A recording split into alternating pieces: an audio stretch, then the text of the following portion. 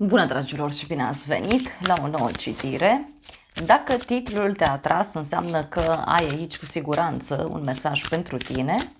Îți mulțumesc pentru că mă urmărești, îți mulțumesc pentru că mi-ești alături. Dacă vrei și tu o astfel de citire, te invit oricând cu drag doar pe aplicația de tarot și astrologie Cristina Zurba, disponibilă atât pe iPhone cât și pe Android. Hai să vedem așadar mesaje, ce trebuie să știi pentru tine, pentru casă, în curând în viitor, ce nu știi pe neașteptate și ce o să te mire.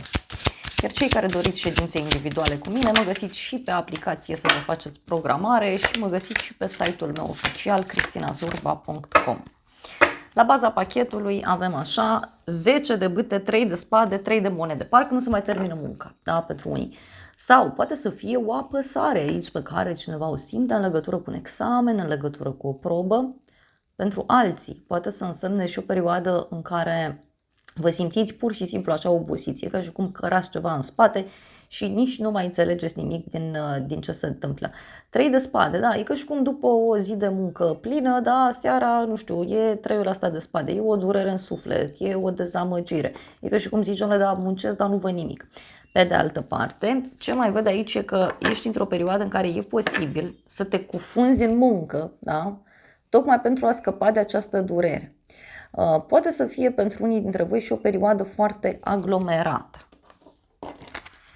Pentru tine avem 7 de monede. Uite, ești într-o perioadă în care te concentrezi foarte mult pe bani, poate ești în așteptarea unui răspuns important, un răspuns care ține de bani, o bancă, un câștig, un venit pasiv. Dar este și o perioadă în care tu stai și îți analizezi foarte mult, poate chiar resursele pe care le ai, ce ai reușit să aduni până acum. Pentru unii văd că sunteți încă prinși în trecut, da? Pe ceva anume. Dar văd totuși că ești într-o perioadă în care ai pe cineva alături și parcă stați așa și vă bucurați de viață. Stați și așteptați să strângeți ceva, să acumulați ceva. Mai văd o persoană geloasă. Gelozie, văduvul. Poate să fie un moment în care stai și analizezi așa că poate ți-ai consumat energia pe o persoană care nu merita, pentru unii dintre voi. Pentru alții, ce mai văd aici e faptul că sunteți într-o perioadă în care vă uitați foarte mult spre trecut, vă uitați foarte mult spre cineva care poate v-a pus în așteptare. Mai văd pentru unii dintre voi că e ca și cum sunteți sub influența unei persoane care e geloasă. Da? E o persoană care parcă vă ține în loc. Pentru unii văd că e și ceva legat de o problemă veche de sănătate care e posibil să revină, să poate reveni așa. Uite, o persoană care suspină. Avem aici o femeie matură. Deci parcă e cineva care stă și suspină după trecut, după ceva anume. Pentru casa ta avem cavalerul de cupe. Cineva vrea să-ți vină în vizită, cineva vrea să se apropie de tine. Poate să fie și o invitație la dragoste pe care o primești sau poate să reprezinte și o veste bună pe care o primești de la o persoană foarte apropiată de inima ta. Poate să fie și o rudă de sânge pentru unii. Pentru alții, în schimb, văd că sunteți într-o perioadă în care căutați iubirea. Da? Poate e o perioadă în care vreți să ieșiți undeva, vreți să căutați pe cineva, dar tot văd eu că dragostea asta vă intră în casă pentru unii dintre voi. Aveți legătură aici cu un personaj foarte romantic, foarte creativ. Iarăși. Pentru casa ta, ia să vedem ce aveți voi aici. Avem iubitul și o femeie căsătorită. Ia uite. Poate e cineva care vine și vă face o declarație de dragoste, cineva care vă propune stabilitate. Mai poate să fie și un cuplu, da, care vă intră în casă, nu știu, niște prieteni de familie, niște rude.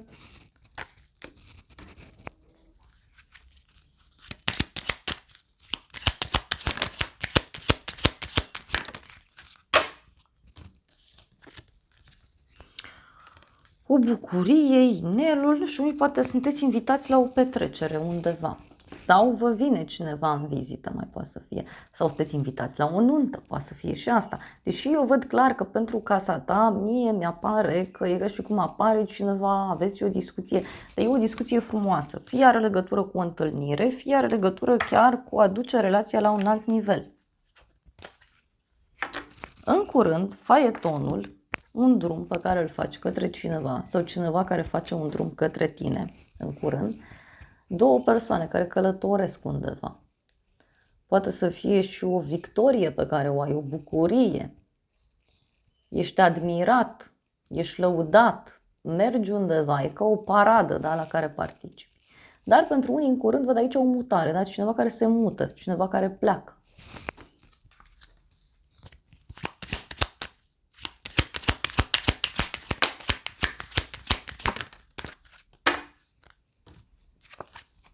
Avem bucuria și hoțul.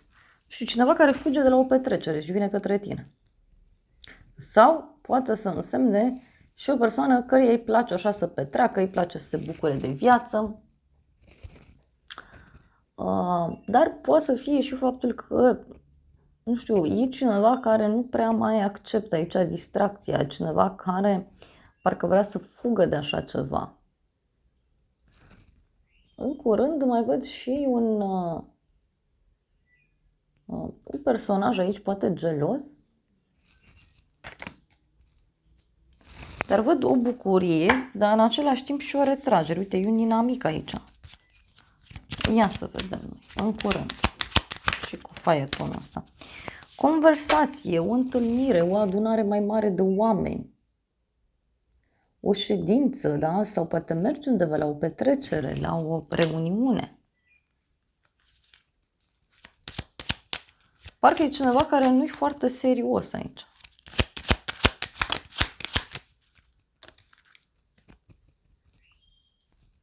Și avem inamica. În curând. Uite, o veste, da? De la o inamică. Unii poate aflați de cineva care are niște probleme. Probleme legate de bani. Sau doi oameni care s-au certat, mai poate să fie. În viitor, 7 de spade. O persoană vicleană.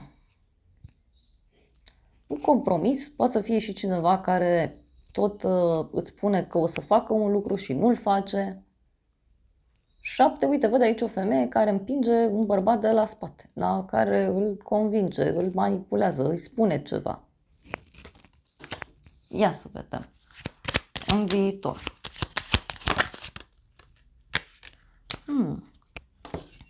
Avem prietena și copilul. Uite, în viitor poți să intri în contact cu o prietenă care are un copil sau o prietenă care e mai tânără și persoana asta îți poate da o veste. E o veste pentru sufletul tău.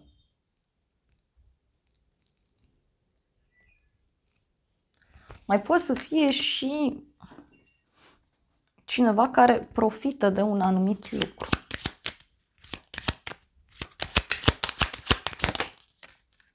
Avem doctorul, da? Deci poate cineva care are o problemă de sănătate. Uite, e o persoană supărată aici, tristă, care are o problemă, repet, fie de sănătate, fie o problemă de suflet. Ce nu știi tu, regina de bâte, o legătură cu o zodie de foc, berbec, leu, săgetător. Ce nu știi tu aici are legătură cu o femeie foarte pozitivă, pasională, energică. E o femeie care știe bine ce-și dorește, știe bine să negocieze, știe bine să-și urmărească propriul său interes. Da? Ce mai văd aici că e posibil ca tu să nu știi despre o rivală. Poate să fie și asta, că regina de bâte este și o rivală la urma urmei. Dar este o femeie care știe foarte bine să negocieze, știe foarte bine să... și avem norocul. Uite, e o femeie care îți poartă noroc și eliberare. Deci tu nu știi aici despre o veste bună sau despre un noroc, da? O femeie care te eliberează de ceva. Poate să fie o femeie care e stabilă financiar. Poate să fie vorba despre un noroc pe care tu îl ai legat de o afacere, legat de o pasiune pe care o ai. Poate să fie și că ceilalți te văd ca o persoană liberă, o persoană stabilă, o persoană sigură pe ea. Și avem mesaj, dragoste și călătorie. Uite, cineva care vrea să-ți dea o veste în legătură cu o călătorie. Poate femeia asta merge într-o călătorie.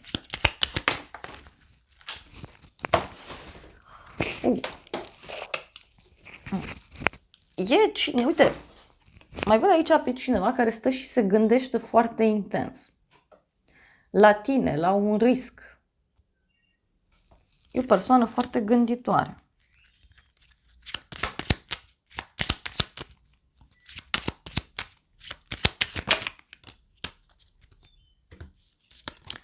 Avem pietre prețioase, reuniune. Poate să fie o împăcare. Poate cineva în jurul tău s-a împăcat și încă nu știi. Sau poate să fie o întâlnire pe care cineva o are într-un loc scump, într-un loc special, dar mai poate să însemne și o veste bună pe care tu urmează să o primești. Ai pe cineva aici care ți este alături, care te ajută, care te sprijină.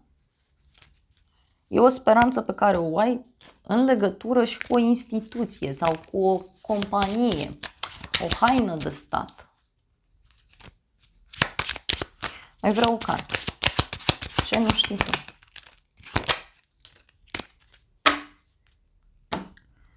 Avem ceartă, supărare și constanță. Uite, poate sunt aici, poate e și cineva care e agitat cumva din cauza ta.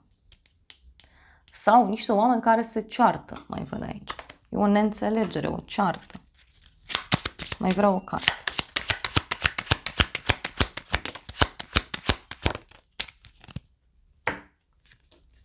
Și avem bărbatul și femeia.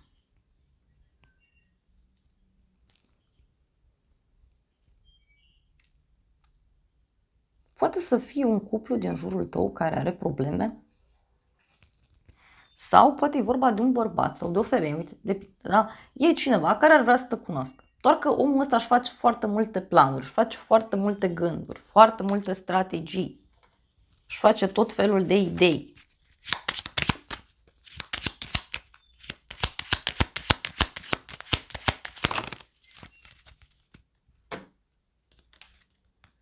Și avem gândire și pierdere. Deci e cineva care se gândește că pierde ceva. Pe neașteptate, roata destinului. Pe neașteptate, un eveniment neprevăzut. Un noroc pe care îl ai. Roata se întoarce. Poate să fie un sfârșit, dar și un nou început. Ceva se pune în mișcare. Ia să vedem. Pe neașteptate.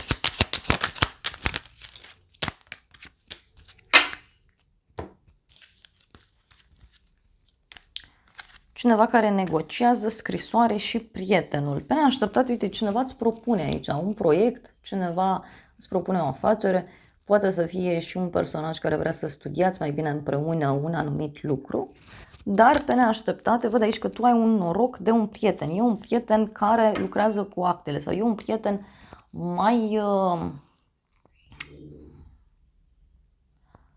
mai rațional din fire. Ia uite, pe neașteptate. Avem sfârșitul, banii și norocul, da? Pe unul. Pe neașteptate o rezolvare. O veste pozitivă. Și omul ăsta are un rol important.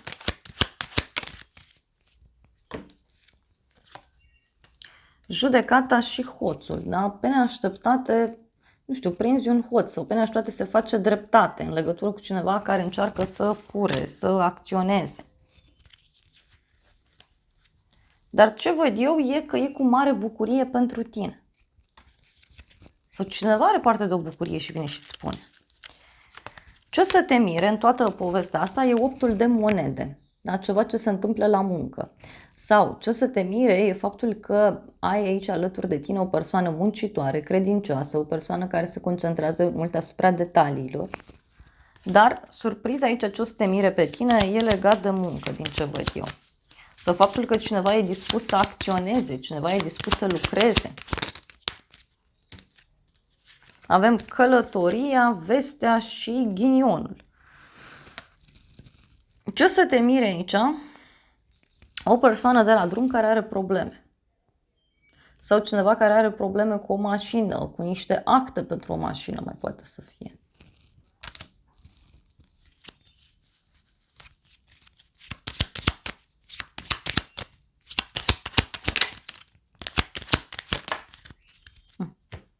Ce o să te mire? Uite, poate să fie și cineva care te privește, da? Cineva care te urmărește, cineva care vrea să știe tot ce faci, uite, parcă e cineva care îți urmărește munca sau cineva care urmărește toate lucrurile pe care tu le faci. E și un personaj aici care are niște probleme, din ce văd eu. Fie probleme emoționale, fie de altă natură. Ia să vedem ce o să te mire. Avem gelozie și copilul. Nu știu, un cuplu nou care se formează în jurul tău. O persoană geloasă. Sau cineva care vrea să te cunoască mai bine. O nouă persoană, știu eu, care apare în peisaj.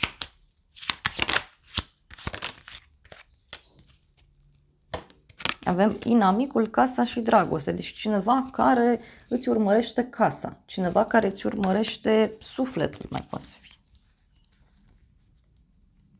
Dar ce văd eu aici din nou? Bucurie neașteptată, cadou, soldatul, banii, norocul. Deci eu cred că e vorba de un noroc foarte mare pe care tu îl ai. Și eu cred că regina asta de bâte e cea care te ajută. E cea care te sprijină, e cea care e în spatele tău. Și tu nu știi despre lucrurile astea. Bun. Hai să vedem ce zice și tarotul meu. Un noroc, deci un risc. Cu dragoste sinceră și cu noutăți la drum lung. Deci poate e cineva care te invită undeva. Poate este vorba despre un risc pe care cineva și-l asumă, dar cumva pe un termen mai lung. Nu este ceva de azi pe mâine, nu este ceva, cum să zic eu, efemer. Ceva de durată, dar e vorba de o persoană nouă, să știți. Pentru cei mai mulți dintre voi avem cunoștințe noi și drum lung. Deci e vorba de o persoană nouă, nu e o persoană pe care o știți deja. Sau poate să fie o călătorie într-un loc nou.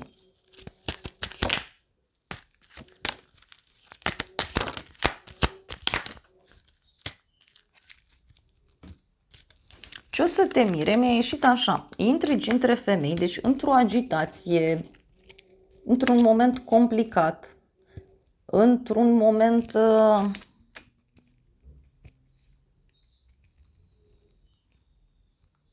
delicat, da? Primești o invitație, o companie plăcută și drum lung. Deci e cineva care te invită undeva la drum lung sau poate să fie vorba despre o invitație undeva la distanță. Pentru unii mai simt aici că e vorba de o colaborare foarte importantă.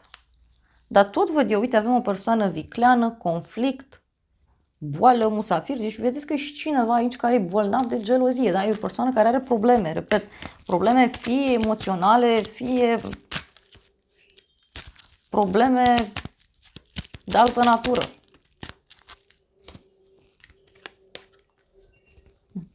Și avem aici o femeie matură care îți face o bucurie mică în toată povestea asta.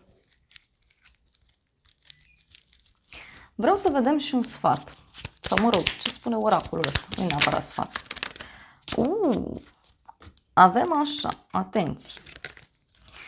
Nu este suficient o relație în care cineva e frustrat, da? Nu are încredere, se sabotează pe sine, cuiva este teamă, e o persoană geloasă, dar cineva care nu are suficient, e o persoană care nu-i convine nimic.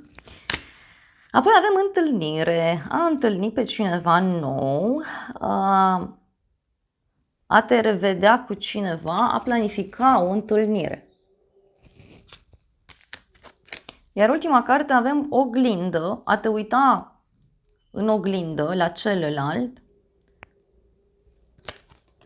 Foarte interesant. E vorba de o persoană care îți seamănă foarte mult sau o persoană care poate e din același domeniu sau e din aceeași, nu știu, e din același oraș sau aveți ceva în comun.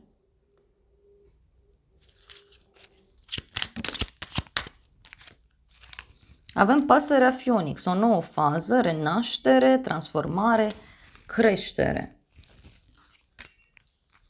Și uite, cred că e vorba de o flacără geamănă pentru unii. E cineva cu care te asemeni, da? Mai văd și dualitate, a te completa foarte bine cu celălalt.